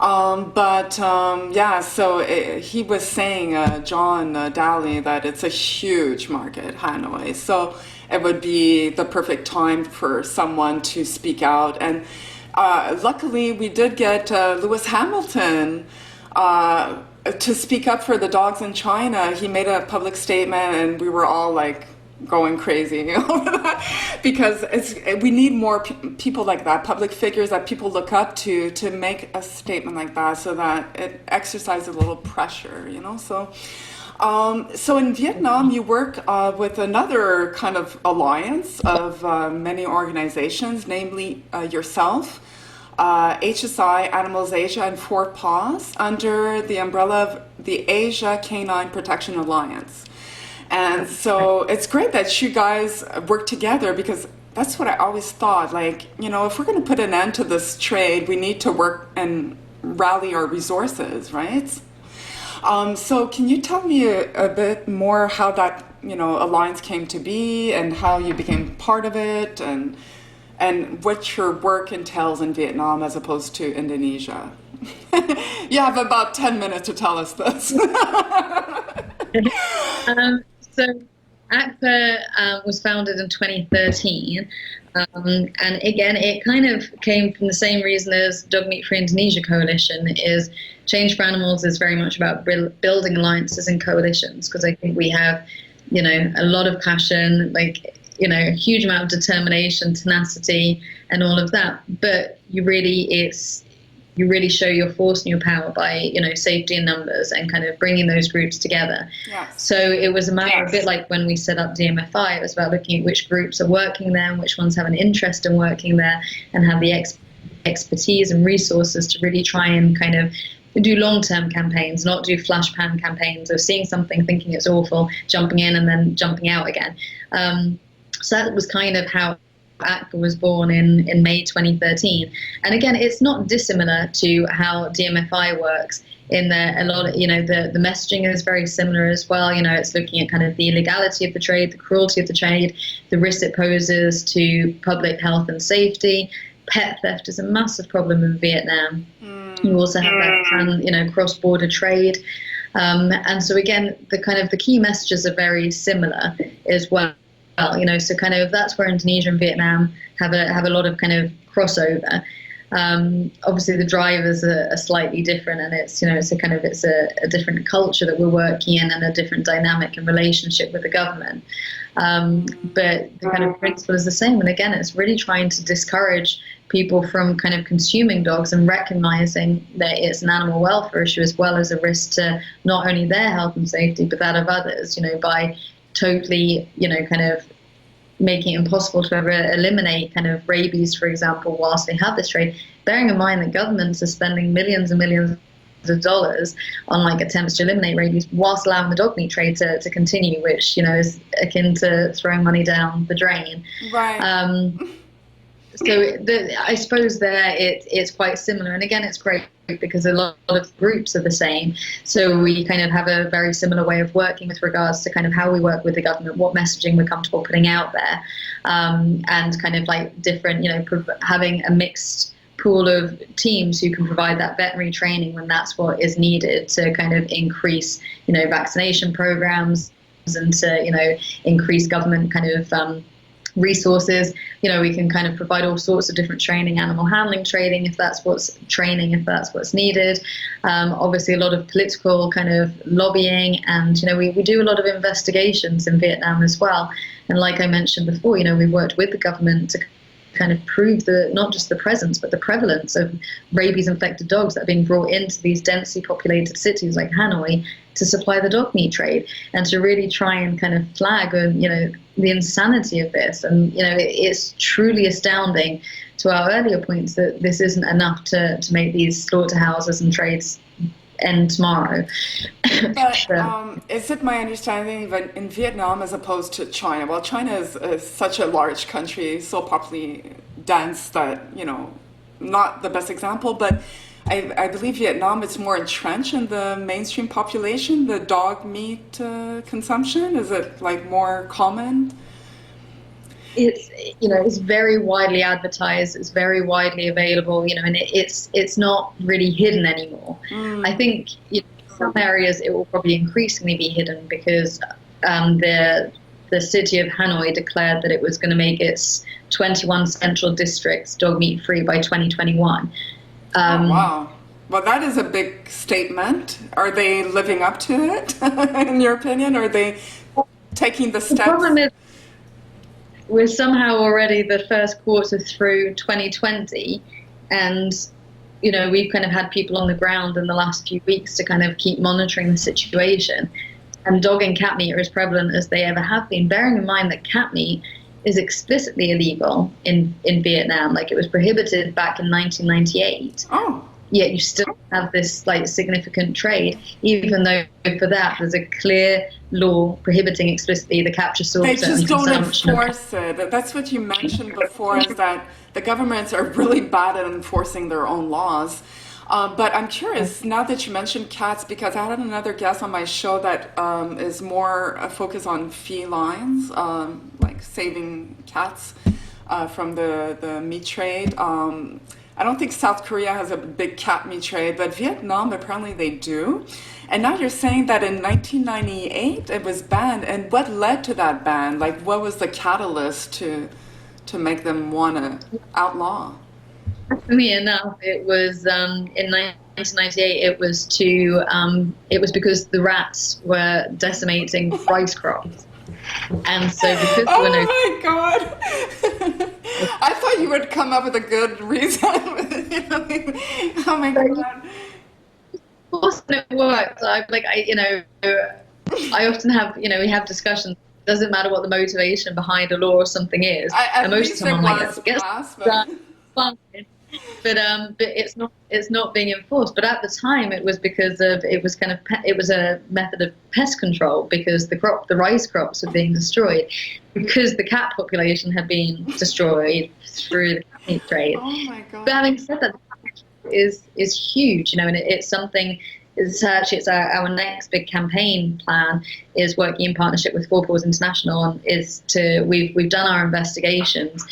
And the scale is phenomenal. The cruelty is unimaginable. And, and cats often, it's often the dog meat trade. And I get why, because also Change for Animals is the same. We're predominantly talk about the dog meat trade. because to your point, it doesn't really exist in South Korea. And in somewhere like Indonesia, it's very specific to a handful of provinces. It's not as rampant, yeah. It's not as rampant, and it's far smaller in scale than dog meat. But, Vietnam's cat meat trade it's unbelievable. The drowning, the beatings, it's so prevalent and it's so readily available despite it being illegal. And it's frustrating. It's illegal, and it's like this. What hope do we have with the dog meat trade? That's very true, because you're working so hard to outlaw dog meat, but then you're like having an example of cat meat being outlawed and still makes no difference. It's as big as ever. So that's a little bit discouraging, but we'll try not to focus on that too much. But my guest had told me that basically cat meat in Vietnam is what dog meat is to men in South Korea. So it's for middle-aged women in Vietnam. Apparently it's good for their longevity, or to keep them rejuvenated. They make like a potion or something that, I don't know if you've heard the same story, but this is what she was telling me. It's an elixir, and it costs a lot of money, and middle-aged women consume that. Is there any truth to that, or? We haven't really come across it. There's definitely this, like, our investigations have definitely shown this kind of, again, like dog meat, these real connections between dog meat and perceived health properties. And cat meat is, whether it's Vietnam or China, it's very kind of similar. But yeah, we've also definitely come across a lot of kind of cat potions, so to speak, like make cat balms and all sorts of things that probably cure anything allegedly from arthritis down to, unsubstantiated claims that it's going to do this and that, and it sounds like hocus pocus to us, but some people, they just were raised to think this, and it's a strong belief in them. So that's, I guess, why they keep consuming it. Oh my God. Okay, so in Vietnam, I have to ask you, because I know that we're running out of time, and I wanted to know, in your opinion, you've worked, like, how many years have you been working in this dog cat meat trade cause? It's probably too many years. I think definitely too many years. I think this is year 12 year 12, I think. Yeah, so many years, and you've seen different countries, different specific issues. Are you more encouraged by one government than another? Like, are your talks with one government a little bit more progressive than others? Like, compared, like, Vietnam to Indonesia, for example, are you seeing a little bit more hope in one country versus another? I believe Indonesia is a country that's open and ready for change, and Indonesia's, it's an amazing country to work in, because people, and I feel bad because, Tomahan extreme market, I can make no excuses for or justifications, and nor would I ever try to. But, I wouldn't want anyone to kind of listen to what I'm saying and think that, Indonesians think that's normal or acceptable. And it's the most incredible animal rights movement I find here in Indonesia. And so whether I have more faith in one of the governments or not, I don't know. But it's hard to tell, but I do believe in the people of Indonesia. I believe in the people of Vietnam and South Korea, and I do think that ultimately they do care. And I think that I always believe that compassion will ultimately triumph over this cruelty. But it will take different amounts of time, I guess. Yeah. But we've had promises of action from the Vietnamese government, from the Indonesian government, and we're yet to really see that impactful change. So whilst I kind of reserve comment on that, I do believe in people power, and I think that in Indonesia people take to the streets and they're fearless and they're vocal. They're very passionate. Yeah, Yes, I'm sorry. Go ahead. No, I was just going to say it really is great to kind of be part of the movement here in Indonesia. It's dynamic and it's passionate and it's determined. Oh, well, that's hopeful. But I think Indonesia too, they depend a lot on, it's a big destination for tourists. And so that's Right. another angle that you can tackle, like is if foreigners boycott Indonesia, like one of my guests said about Cambodia. Cambodia is a very poor country and they depend on tourism money. And so if we would, collectively boycott tourism in Cambodia, for example, then maybe changes would happen. Do you believe that's one angle that you could tackle, or you've already tackled it in Indonesia, or? We don't really advocate for boycotting countries, but No. I mean, we absolutely advocate for boycotting the like of, tourists not going to Tomohon Extreme Market, for example, because I would definitely say that the first time I was there, I felt like there was a certain amount of showmanship. It's kind of it had become, and it was being advertised by TripAdvisor at the time. I know, as a I read that. That's crazy. traders were almost putting on a bit of a show. Like, I don't know how to describe it, but it was incredibly uncomfortable for so many reasons, and that's the understatement. But so we would definitely then, campaign would be like is to kind of not to visit, obviously, and like with a lot of campaigns, it's not to visit places that rely on animal cruelty, whether it's something as extreme as Tomohon Market, or if it's an elephant riding place, whatever it might be, is use that people power and say tourists won't pay for this and they don't want to see it, and you need to get rid of it because it affects how people perceive your country and whether they want to go back or whether they want to go at all. But then the problem is if you boycott a whole country, is it's kind of, for example, somewhere like Bali where I live, it's hugely reliant on the tourist industry. Yes, there is a dog meat trade, and there are lots of facilities that exploit animals for tourism. It would but there are hurt, also a lot it would hurt innocent people. Yes, yeah, I agree. of people aren't participating in things like the dog meat trade or kind of more exploitation in any way. They're just trying to make a living, Yes. So we generally don't really advocate, and I would say the same for kind of somewhere like Cambodia. You have a lot of people who are relying on it, and to kind of take that away based on the kind of, you're punishing everyone for the sake of what's always a minority. Yes, no, that's very true. I have to agree with you, and also people that, on social media, they say, boycott China. I'm like, good luck with that. I mean, pretty much everything you own in your house has some kind of relationship with China. But I guess I would like to ask you a little bit more about your campaign work in South Korea with HSI. And also, if you had... because you've been working as our campaign manager since 2016. A lot has happened since 2016. For example, the Moran and Gupo meat market closures. And in Seoul, I think it was last year that they announced that it was dog meat free. It's illegal to slaughter and consume dogs in Seoul. It's slaughter free, so you can still consume dog meat. Oh, okay. So the slaughtering happens elsewhere. There's some dogs slaughter free, but I suppose rather than it being the hugest victory, because if the numbers aren't changing and the same number of dogs are being slaughtered just in different places, it's, from an animal point of view, it doesn't really matter. But it's a very symbolic statement from the mayor of Seoul, bearing in mind that he's probably the second most powerful politician in the country, Yes. to be committed to making his city dog slaughter free. He can't make it dog consumption free because there'll be kind of, I imagine there are kind of restrictions on his legislative power to kind of do something.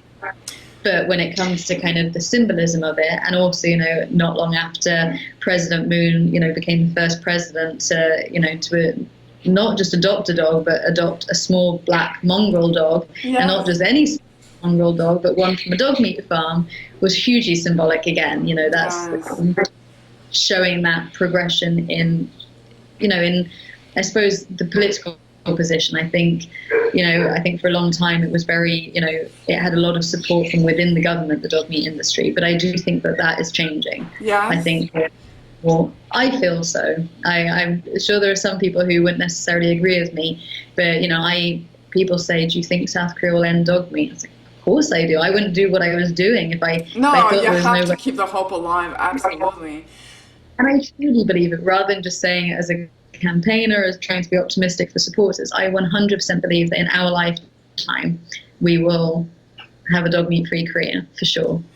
It might take 20 years, but for the older generation to die off and like new blood to come in, because ultimately it's going to take someone in government to really fight for this, like it can't be just like people in the streets petitioning and activism aside, like we need someone to take this seriously and to push for it. I'm sure you work with like some very good lobbyists. I mean, HSI does lobby the government, or they're not allowed as a foreign organization?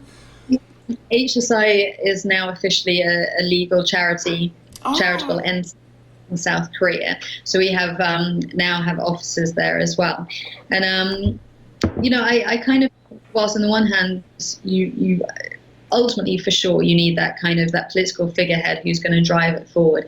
And there have been an increasing number of politicians who've come out with very progressive draft laws and regulations banning dog meat, and for the right reasons as well, based on animal protection and based on recognizing that, dogs are companions, they're not food, and that you can't make this distinction between meat dogs and pet dogs. Like it's vicious. Yes. So I think when you meet these farmers, nobody wants to take on their farm. It's kind of like all of their kids now, they have children and they say, they don't want to come back and visit.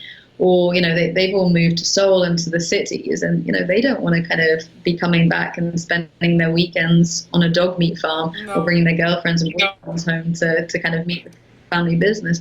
There's a lot of shame in it. And also there's a lot of, a huge decrease in popularity. And we see that every year that goes by, it's less and less popular. We're seeing restaurants closing down, like you mentioned. We're seeing slaughterhouses. We're seeing kind of, the biggest markets of the country being closed down. And so if there's no demand and there's no chain to kind of process it, eventually the dog meat industry can disappear on its own. I think that for the well-being of the dogs involved that are languishing on these dog meat farms, it needs to be a phased out and controlled approach, rather than just one that results in abandonment of, up to millions of dogs in these cages on dog meat farms. So, at some point, someone has to take responsibility for this phasing out, and when I say someone, I mean the government, as in it can't be, you can't rely on NGOs for that, because it's a huge scale industry with a huge number of animals involved. But I do think that kind of ultimately, already younger generations, they don't recognize the dog meat industry. They don't want to take over the family business. No, they don't. Recognize it as part of their culture. But again, it's key to work with the industry, and to kind of find solutions for all parties, because, you do have a lot of people who will defend the dog meat industry, not necessarily for the dog meat industry per se, but for those who are reliant on the industry, for dog meat farmers. It's a bit like the government's allowed them to do this for decades and decades and decades. So then, there's a bit of sympathy, but if you all of a sudden take that away, what's their source of income? What's their livelihood? And it is something that, that the government, has to take into consideration. And it'll be interesting to see what comes from, the new kind of laws that are hopefully coming into place in China, banning certain aspects of wildlife trade, where not so long ago the government was encouraging, villagers to farm. Because it was a money-making machine, right? That's how they would earn their money, To have, few qualifications or, kind of opportunities for many other jobs to farm wildlife. That's right. So the government, again, there, it'll be interesting to see if that, kind of can serve as almost a model that can be modified and served as a, kind of something for the Korean government to look at as to how, something that you've allowed and even encouraged for a certain amount of time, how do you then compensate people who have built their livelihoods around that? Because HSI has managed to close some dog meat farms. But as I understand, they are closing the smaller dog meat farms because it's not manageable, this big scale operations. It's like a factory farm here, you can't take 10,000 dogs at once. So you've been successful in negotiating with the dog meat farmers, offering them a better way of life, a different career. And providing the training, the resources, and the tools to transition their business into, I guess, blueberry patches, asparagus farms, and can you talk about how those negotiations are going? Are they are they still currently in 2020? Are they still able to close down even more dog meat farms, or is that something they're still working on? Yeah, so we've now closed 15 dog meat farms, and the next one, Farm 16, is due to close on the 6th of May, so next week. And it's frustrating because we were out there in February to kind of negotiations and to kind of vaccinate the dogs in preparation to get them out, and then COVID-19, I put a big hole in that plan. Nothing's immune from this pandemic, and so we're going through with it. It's going to be a different approach to normally how we kind of remove the dogs straight to the US or Canada, and instead keep them in country in situ a bit longer, but to get them off the dog meat farm. But yeah, negotiations with farmers. I remember the first farmer we worked with. There was a lot of suspicion, because never before had they had kind of, an international, like anyone come and basically say, we want to work with you, as opposed to kind of coming and, wagging fingers and being angry. Yeah. It was very much, a respectful kind of communication and trying to understand how he had kind of got into what he had got into, and, what he saw as a realistic way out. And then how we've always worked is our former farmer who we've worked with normally introduces us to the next one. And it helps build up that trust, because, because you have to kind of get in with them, because otherwise, they're very suspicious of kind of... You have to earn their trust. You have to earn their trust, right. Yeah. Absolutely. So, but we've kind of now, there are so many more farmers who want out than we can ever work with, and and it's a shame, but obviously this campaign is what I was kind of call creating models for change, whereby it's, as an NGO, can't take on an industry that consists of thousands and thousands of dog meat farms, livelihoods, not to mention millions of dogs. But if we can kind of create that create ambassadors in the form of both the dogs who we rescue, but also the farmers with whom we work. So the farmers themselves, the ones, it's not us saying it's a bad industry, it uses these bad things. It's coming from them themselves. Yes. And they always want out. I've never come across a farmer who says, oh no, business is great, I want to do this forever. I love it. This makes me happy.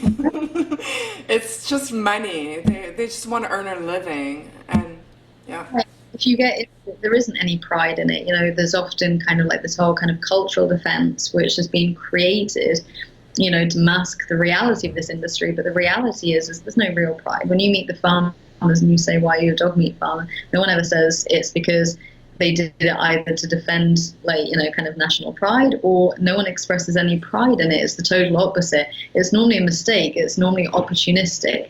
And don't get me wrong, there are some of these big, large-scale farmers who are making a lot of money. But the kind of small-scale farmers with like a few hundred dogs, they're not really making any profits, and it's so reliant on kind of demand, and basically they're producing more dogs than there is market for, which obviously means that it's a dying business on all accounts. Yes. The problem is with dogs, and so you kind of got all of these dogs essentially stockpiled on these farms, and what do we do for them? And again, like a lot of large breed dogs that they kind of deem meat dogs, and you can't, they're very difficult to rehome in country. It's just huge numbers. But I'm just curious, because the Moran and Gupo meat market, I've heard, and I think it was corroborated by some past guests, that the government actually was an initiative that was started in 2013 to clean up their international image and make it more touristically friendly destination, Seoul. So they moved out the slaughter operations elsewhere, and these farmers were paid handsomely. Apparently they were paid between $2,000 to $3,000 a month to carry out their operations elsewhere. I don't know how long they're being paid this amount of money, but with that amount of money you could transition them into another career. So there was no interest in transitioning them away from the dog meat farm. It was just to clean up the city. But that's a large amount of funds. Are you aware of this, or is that, in your opinion, not factual? Or I'm not aware of it, so I wouldn't be able to justify or say how factual it is. I haven't come across those numbers, and that's not my take on it, but maybe someone else has kind of different information or knowledge than I do.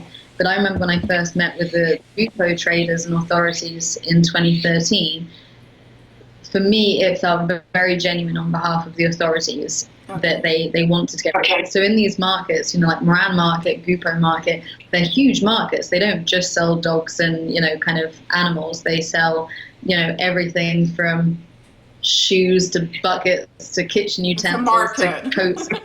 They're huge markets. And these livestock parts of it can, they're actually very small components of these markets on the grand scale compared to the scale of it. And so my take on it was that, with Grupo Market, that they were truly very committed to kind of closing for the right reasons.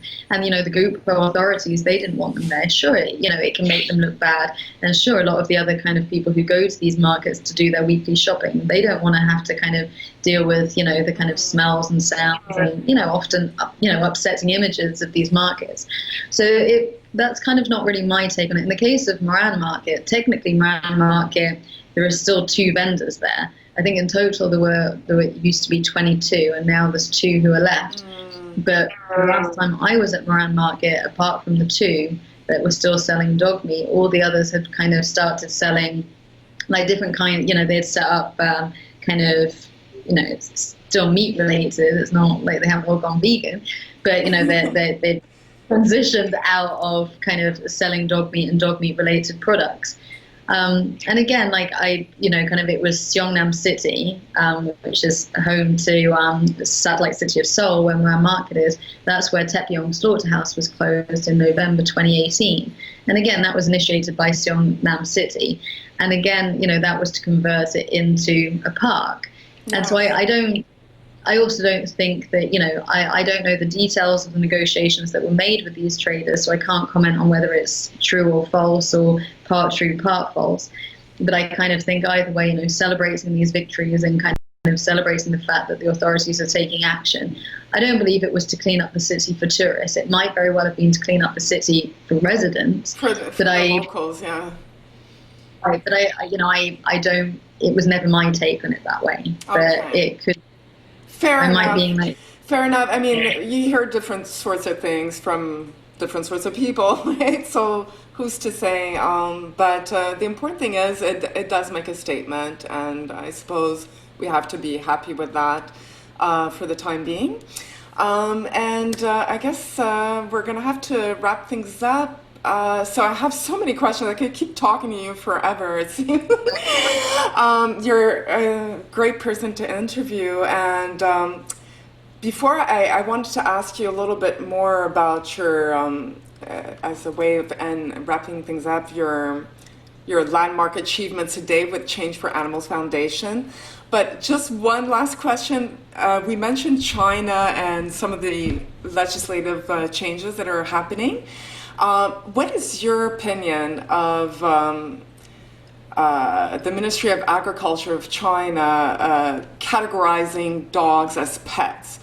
Is that like just fluff, and is it like, or is it going to lead to any impactful change for the dogs? Because, on social media, people were like, oh my God, it means nothing. It's not going to change anything. The dog meat trade is going to continue. It's already run by organized crime. It's already illegal technically because it's stolen pets. And they're not part of the livestock list. They were never part of the livestock list. So what is it changing to say that they're companion animals?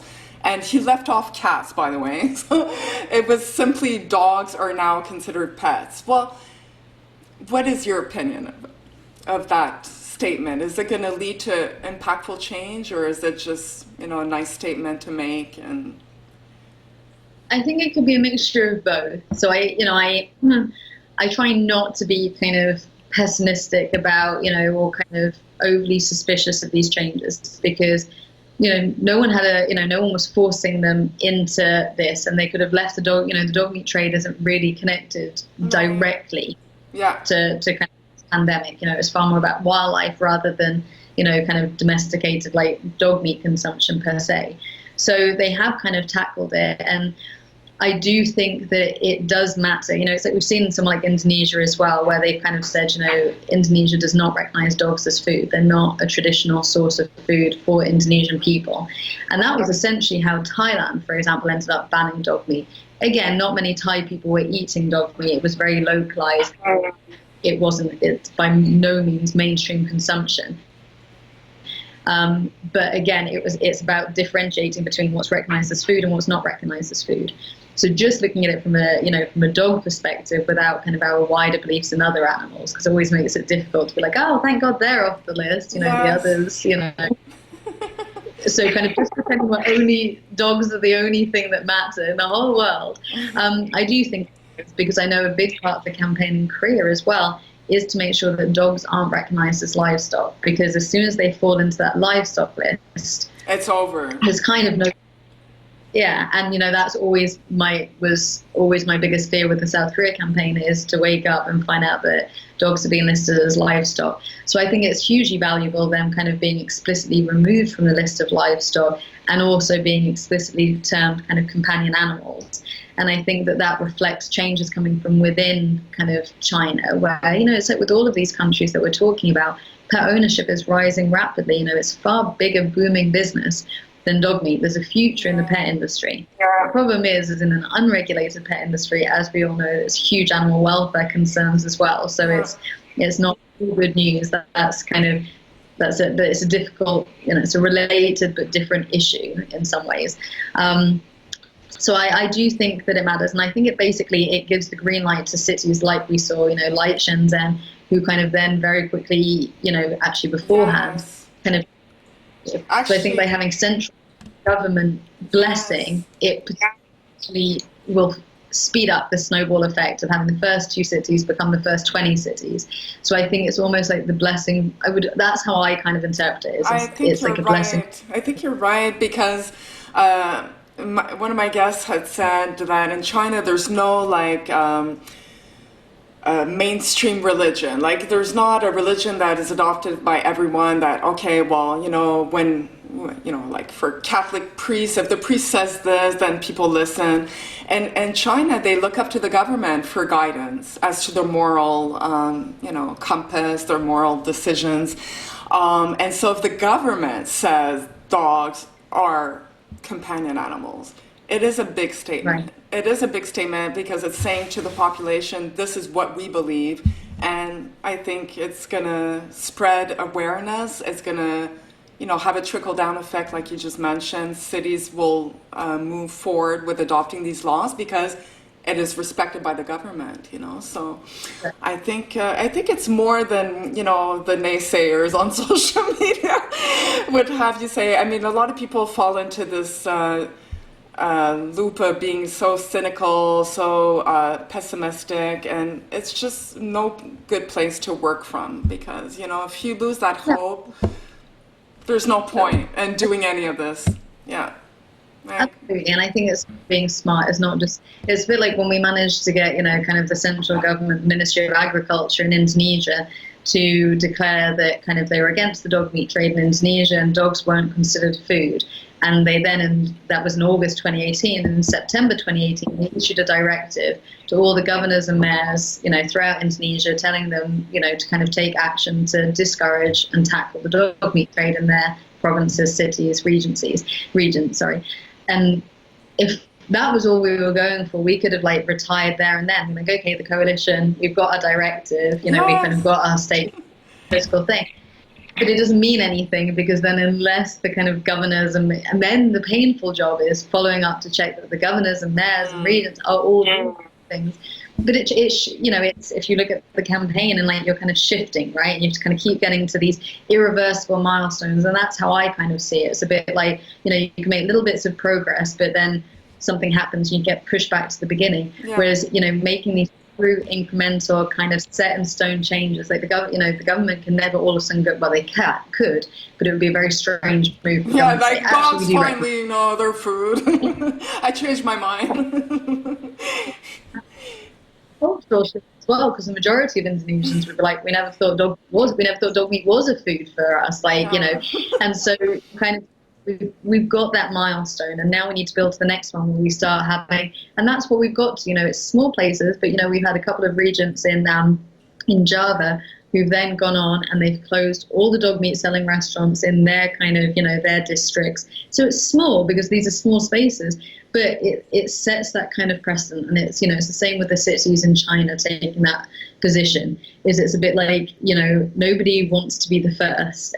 People are always reluctant to. Now Shenzhen was the first, and God bless them. We're all very thrilled about that. So I guess last few questions. Your landmark achievements today with the foundation, what would you say are things that you've managed to accomplish that you feel really good about? Yeah, well, to the point we were just talking about is difficult because we've had so many pledges and promises of kind of actions, through kind of, they got years and years and years of lobbying and campaigning. And then it's, it always feels difficult because then you then need to kind of make sure it's seen through. But I think for me, for Change for Animals, the biggest kind of achievement is since kind of our creation in 2011 is from a kind of an organization point of view, we've never changed. Like we've kind of stayed the same, and it was always about keeping the true passionate heart at the center of all of our decisions. And that's never changed. And the organization is still 100%, kind of driven by passion for the values that we share with our supporters, and we've always operated transparently. And then I think from, for kind of what we've delivered is, I'm most proud probably of the kind of the alliances and coalitions and relationships we founded with other organizations. Wow. It's like we're in DMFI, we're kind of, we've always stayed true to our word and kind of, never given up. And I do believe DMFI will see this through. And, and that's what's kind of, yeah. And so and also then it's kind of like, CFAP getting to the point where we can support some of the smaller groups and individuals on the ground and, never kind of getting so caught up in whether something's strategic or unstrategic. Sometimes decisions might not be the most strategic ones, but they're right there and then. And it help, whether it's helping another small organization to kind of get something off the ground, or it's something where we need funding to be able to house kind of intercepted gibbons or dogs or whatever any and every animal that could help. And so it's difficult because there's such a long-term campaign. So we have seen incremental steps and changes for sure. But okay, the video's back. So yes, I was gonna say that just you followed your heart. What started Change for Animal Foundation was born out of your passion, and to this day, we're talking about like 7, 8 years, 9 years later, you're still at it and still as committed as ever. So that is a huge accomplishment. And any current or future projects you would like to tell viewers about? Like I know you've had some campaigns you have on your website for the month of March 2020. So you have those announcements. Do you want to share something about that? Right. Yeah, no, so generally for Change for Animals, it will keep being business as usual as much as possible, especially during these crazy times at the moment. And then I'm really excited for launching our cat meat campaign. Yes. ASAP, really, everything keeps getting postponed. But, I'm really looking forward to kind of being able to kind of really try and drive that forward in Vietnam. And I'm hoping that maybe, kind of where there might be more opportunities with the cat meat campaign, we can maybe kind of build on that and piggyback on it to try and make some further inroads with Vietnam, which I do believe is on the cusp of change. It just needs to be really big change. So I'm definitely looking forward to that. And I'm really excited about a new campaign that it's part of an ongoing campaign in Indonesia that we'll hope to be releasing within the next week or so, which bring together a lot of Indonesian celebrities as well as some well-known international celebrities who are being our voices and ambassadors in our cause for the closure of live animal markets in Indonesia, particularly the dog and cat meat trades, but also kind of markets that sell any live animals.